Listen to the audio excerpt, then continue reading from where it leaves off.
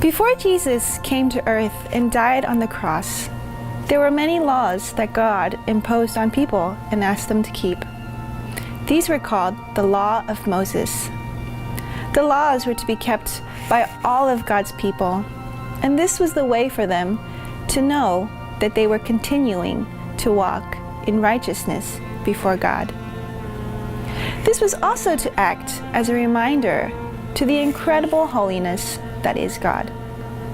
When Jesus came to earth, in the eyes of the Pharisees and the religious leaders, he broke many laws. But Jesus was not breaking any of the laws, but truly fulfilling them.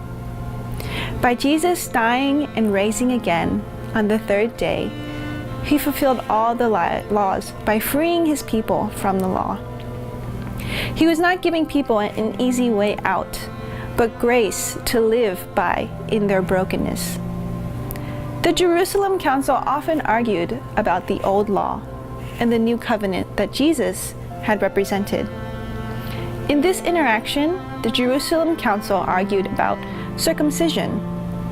According to the old law, in order to be saved, you needed to be circumcised, and this was true for all Israelites.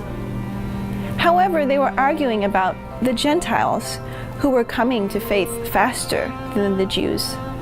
The conversion of the Gentiles brought great joy to all the brothers and were welcomed by the church.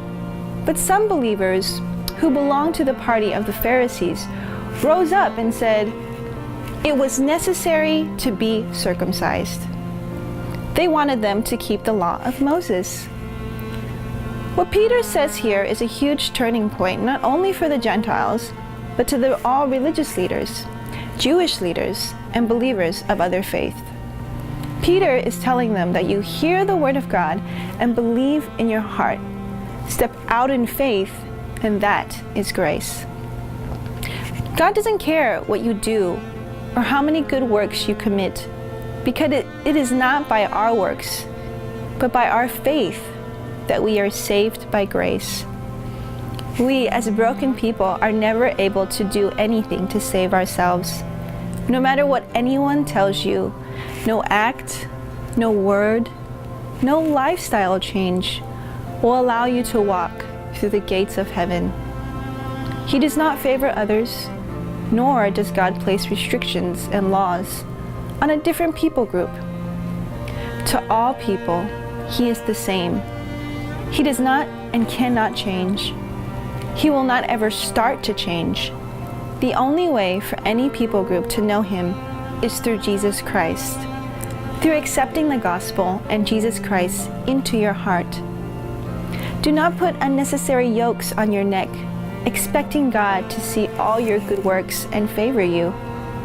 Your good works should come from the love you have for God.